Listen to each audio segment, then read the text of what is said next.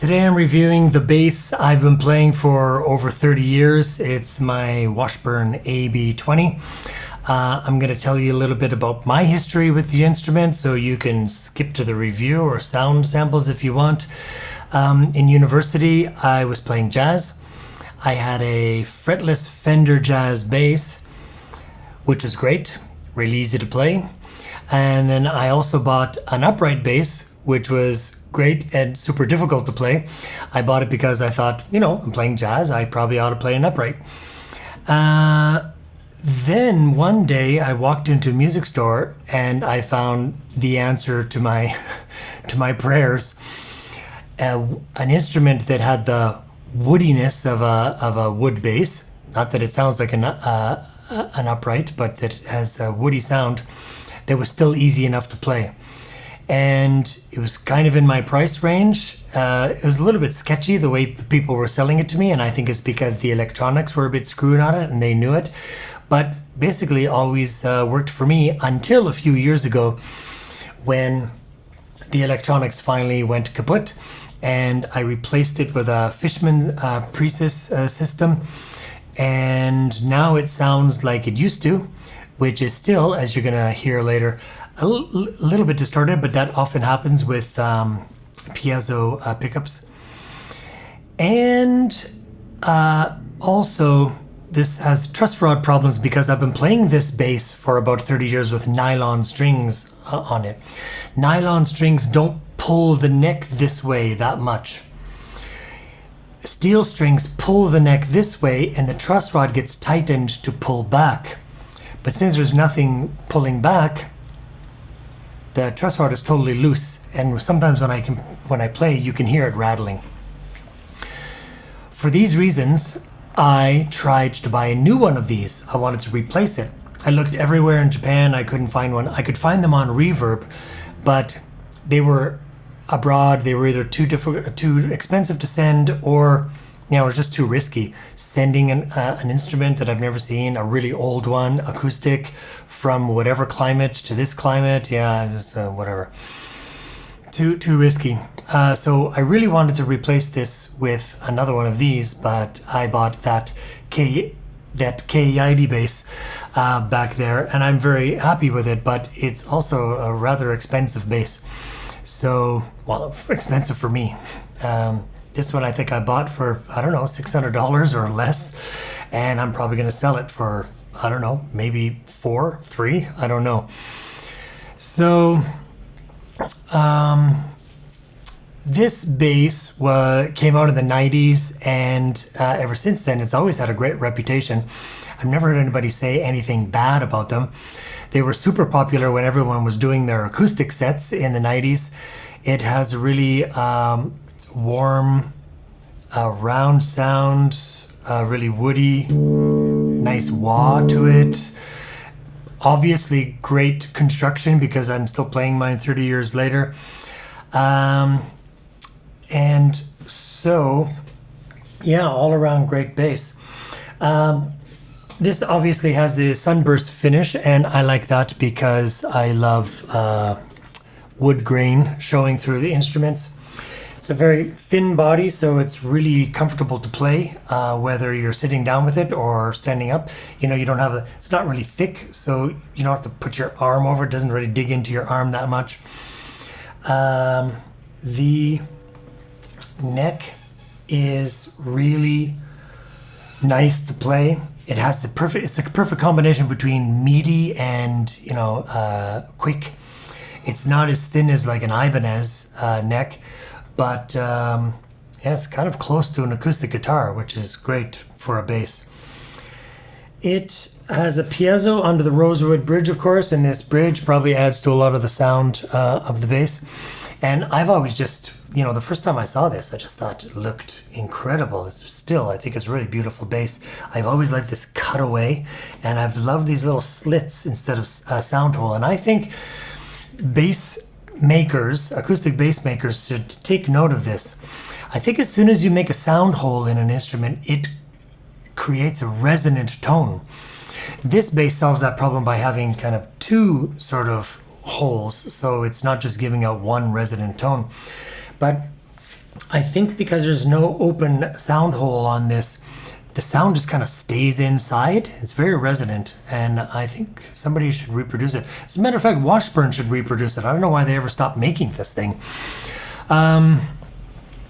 Anyway, yeah, rosewood fingerboard, which also adds to the sound, especially on a fretless, and it's a spruce top, mahogany sides, and all around just like well built bass. The pickups. So the preamp system was an Acoustic 2 preamp system. It had a treble, bass, and mid on it. My Fishman does too, and you can see that they're all flat for this demonstration. Normally, because I play jazz, I would put the highs and the mids down and just keep the bass at unity. This, I'm going out through a 1/4-inch jack. This one also has an XLR output. Some of them did, some of them didn't. My XLR output never worked, and that was totally fine with me. The XLR output is just good for going to mixers or DAWs, and has a more balanced sound with less noise. As for the weight and balance of this thing, I already told you the neck is super playable. It's very fast, but it's very neck heavy. Like, look at how fast this thing goes down. I'm really used to it, so I always put my arm up here, and I hold it down here. Even with a strap, it's still rather neck heavy, but hey, it's a bass and it's acoustic, so what do you expect? Okay, the sound quality, I'm just going to play it in a minute and you can hear, but it has a really nice round woody tone, especially this fretless with a rosewood fingerboard. It's great, the acoustic sound and the electric sound, they both sound good. What I'm going to do for my playing samples is I'm going to play through the 1/4-inch out, and I'm also going to let you hear this microphone hanging over my head, which is an AK414. I find this microphone picks up whatever's happening in this room exactly the way it's happening. Of course, I'm going to have to level match it, but otherwise there's not going to be any effects or compression or anything like that, except I'm going to have to adjust the volume of this whole video for YouTube, -14 LUFS. When I do so, sometimes the very quick peaks get cut off, like up to 3 decibels, but it doesn't change the sound at all. Okay, so now for the moment that everyone skipped to, I'm going to just play a few things, and like I said, so that I can let you hear the mic and the 1/4-inch out, I'm going to play things a little bit longer than I normally would. Okay, I'll start with a walking bass line. So, little tip, by the way, for you, just to get extra value out of my video. If you want to get that MWAH sound out of a fretless bass, play with the fleshy part of your finger. Don't play with the tip, play with the fleshy part. And play with the right hand over the fretboard here, or maybe around here. Let me show you what happens if you play with the fingertip and you play back here.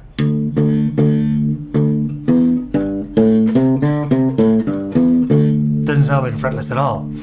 If I play with the pads of my fingers, if I play over here with the fingertips, a little more wah.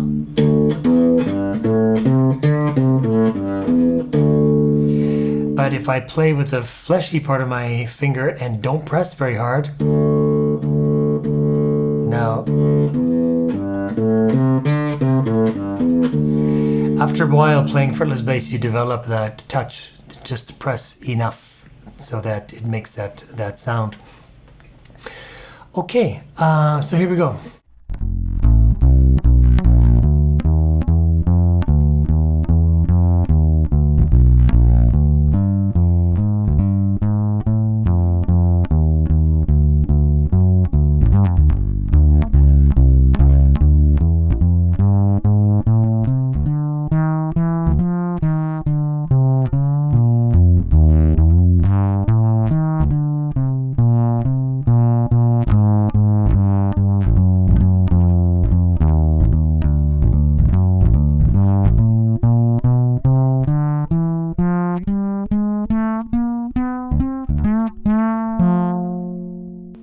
screwed up there, but as the Japanese say, even monkeys fall from trees.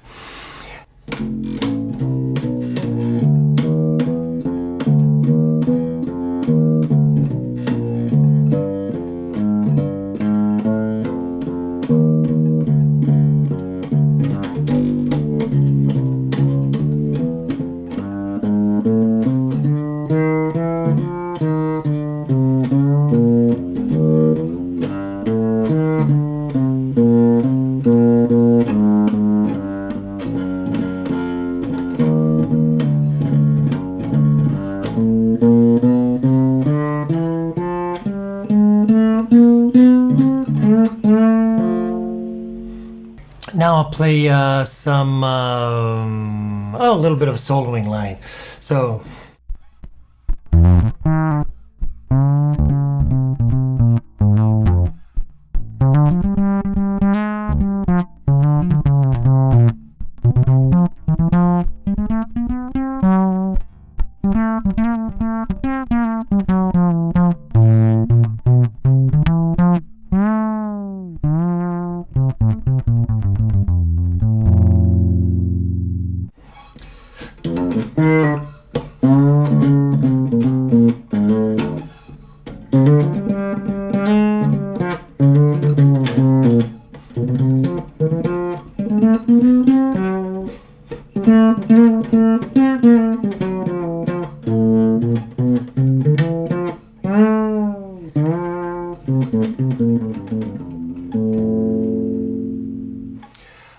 Some funk.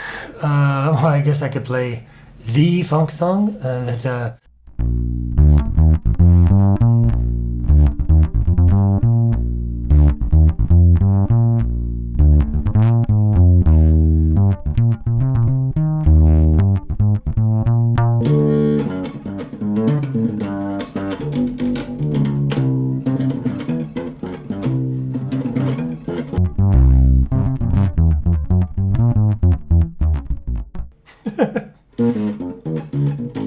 doing a lot of falling from trees today. And what, some rock? How do I play rock on this thing? I don't play rock.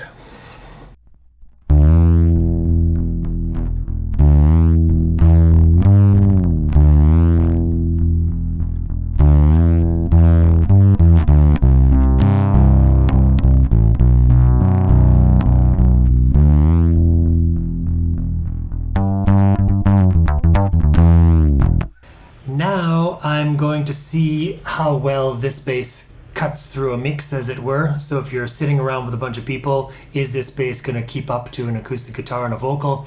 I'm going to sing one of my original songs called Bow to the Sunrise. It's in the note.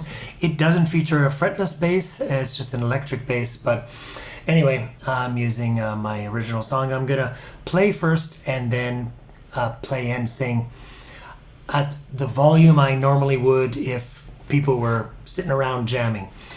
Okay, so 1, 2, 3, 4.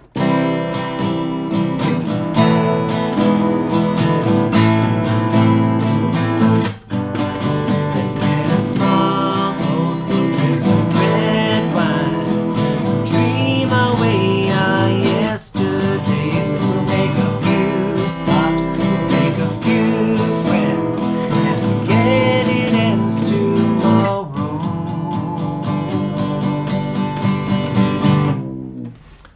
There we go. So, how did that hold up? Okay, back to the bass now. Just one more thing. If you want to hear this bass compared to another fretless bass, there's a video right here of me playing this one and an Ibanez bass at the same time. It's also in the notes below. Okay, so some final words. This thing is a workhorse. It's super durable. I've had it for a really long time. The body hasn't changed at all. You know, on this one the truss rod is gone, but I think steel strings on this would fix the truss rod problem pretty soon. It's got a great look to it. It has what I think is a great sound. And there are some other songs I'm going to put in the notes of my originals where I do use this. One starts with a solo, bass solo. Yeah, obviously I'm not trying to make it big. Now, especially, the value for money on this thing is crazy. You can buy these pretty cheap on Reverb, and if you just want to like fool around at home, or you've never tried a fretless and you want to try one for less than $400 and you like the sound of this one, I recommend it. Or maybe you have a band and you play like 1 or 2 fretless songs a night. Get this, take it to gig with you. It's even the case is a little bit thin. So yeah, overall this thing was a game changer, and I think it still holds up today. If you have one of these, please let me know if you're still playing it, and especially I want to know if you had any electronic problems with it. I want to know if that was like a thing or if it was just mine. And if you want to hear me do any more reviews, let me know that too. And I'm trying to grow my channel, so if you really don't mind, subscribe and like and share the video to somebody else you might think would like it. So thanks for watching.